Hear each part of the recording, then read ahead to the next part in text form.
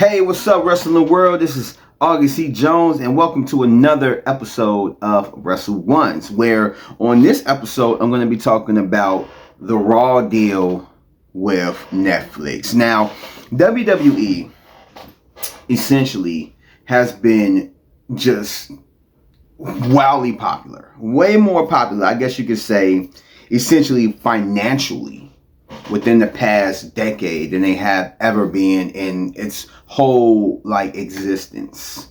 From the Saudi deal, from the television deals that they've had with Fox and USA and all that stuff. And this is one of those icings on the cake. It's one of those on top of that. The deal that they did with Endeavor. Now, they had a deal with Netflix, who has purchased the media rights for Monday Night Raw for $5 billion for 10 years, which is going to be spread $500 million per year for the whole 10 years, with an option to opt out after 5 years or put 10 more years on top of that. So I'm not entirely sure if that just puts it out to 15 years, which I think it would be, or 20 years. I don't know. But in any case, those are the options in which Netflix will get the rights, the licensing rights to all the PLEs from that point on, as well as the WWE network will shut down outside of the US, in which Netflix will take control of all of that. So all of the WWE network you will basically be able to find it on Netflix outside the US. And this comes at a time where we were worried. I ain't gonna say worried, but we were just kind of wondering where Raw was going to end up at, which was kind of weird to me, because with Raw being on USA as of right now, and SmackDown leaving Fox and coming to USA later on this year, as well as CW capturing NXT, I was thinking that, maybe USA, with them having basically the WWE network on their platform, their streaming service, you would think that they would want a one-stop shop for WWE, having everything on there. Raw, SmackDown, as well as NXT, and everything else, the PLEs and all the WWE network on there. But it's weird to me how they got SmackDown, but they opted out of keeping NXT, and they opted out of keeping Raw, the flagship show. And CW, thanks to Billy Corgan and Tony Khan, ended up making way for NXT to be on CW. And now Raw, we were wondering, because we was wondering for months, because we didn't hear anything about where Raw was going to go. There were reports about them being in talks with Warner Brothers Discovery, with them possibly putting it on NXT, TNT, TBS, or maybe even putting it on Max or whatnot, which was going to spell bad for Tony Khan, being that two of his shows is on NXT. Oh my God, NXT is on TNT and TBS. And so we were trying to figure out where is Raw gonna go? This is weird. You would think that's for SmackDown or NXT, but Raw? Where is that gonna go? And out of nowhere, because I don't even think anybody really had Netflix in mind, as a front runner. A lot of people were thinking about maybe Disney taking control, buying the rights for it or whatnot.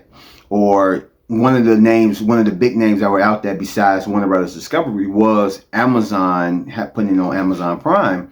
And so I don't think anybody really thought that, Netflix could be the place, or one of the places it could go.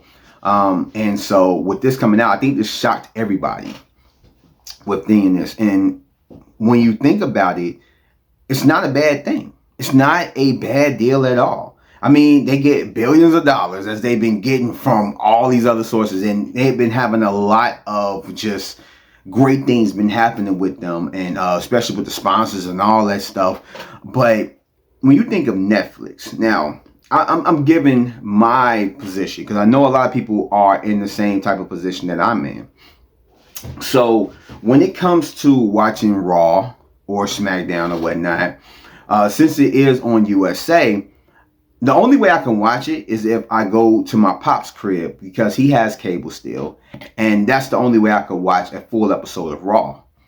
And that's why I had to put full episode of Raw, because I can still watch it on Hulu, which I have. But, they break it down to an hour and a half, so you don't get the full show, which I know a lot of people don't give a fuck. They don't want to watch 3 hours of Raw anyway.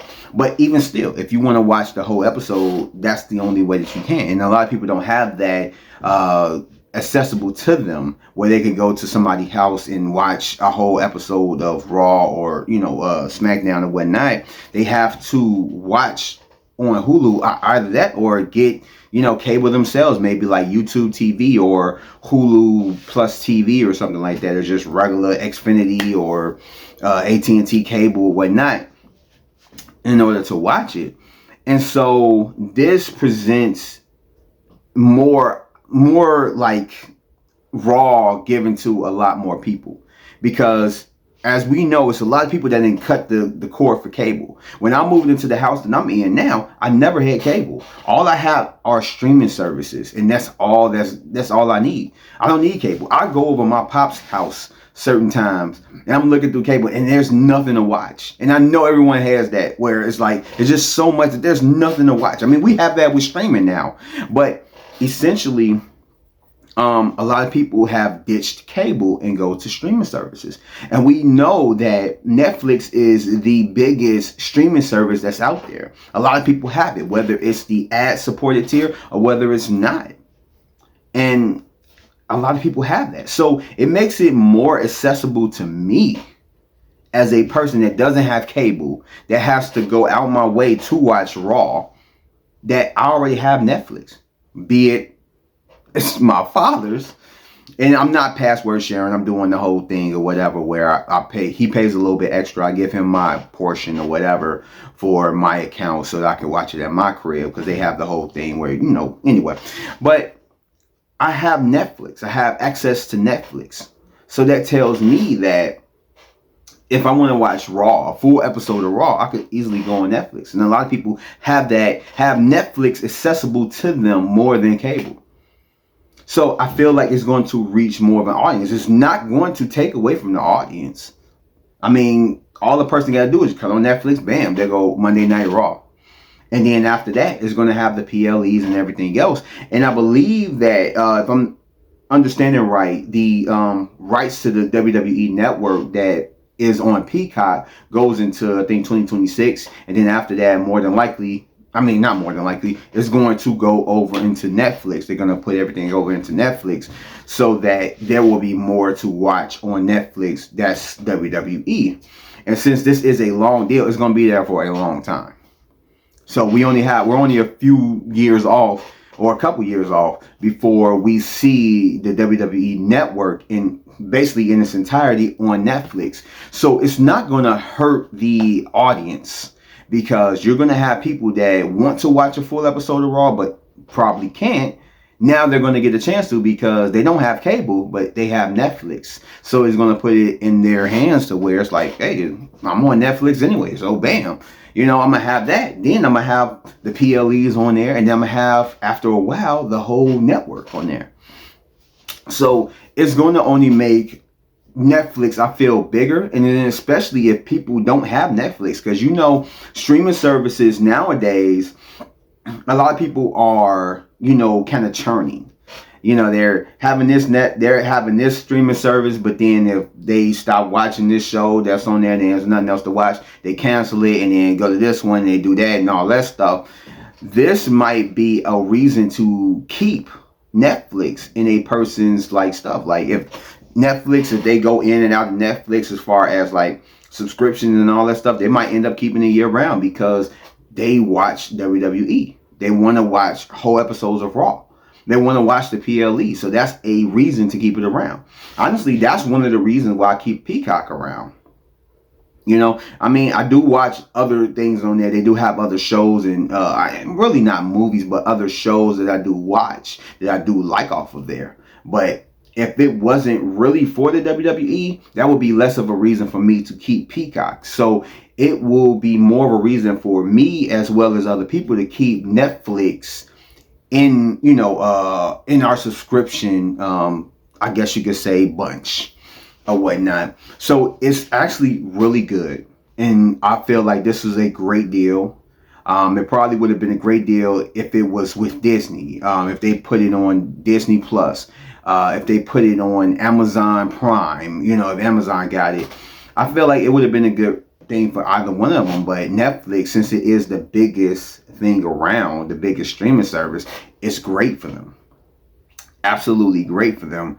And I could see it just getting bigger because now somebody had pointed out that you have WWE across all platforms. You have it, you have it with like premium cable.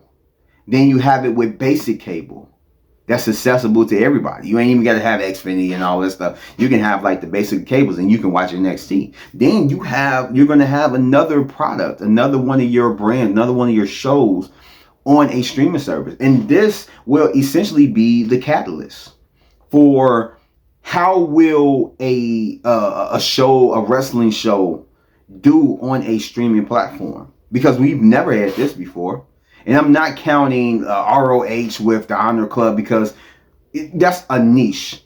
Unless you're just a diehard like wrestling fan, you probably have Honor Club. But other than that, you don't have Honor Club. You're not paying that, which I felt like was so stupid for Tony Khan to turn down the deal or not even speak about the deal, hear about like what could possibly be for having Ring of Honor on CW, because you're, as a business owner, you want to have your show, especially Ring of Honor, a show that a lot of people, even when it was owned by somebody else and it was at its hype and popularity, a lot of people still wasn't watching it. You want to get that in front of it. And so by him turning down that deal made just the wrong decision. And that's would have put it in front of people's eyes and it would have made it bigger. But since that didn't happen, now you have NXT that's going to be accessible to a lot of people, and it's going to make it great. Like, these are the business decisions that puts WWE in the position that they're in, and puts AEW in the position that they're in.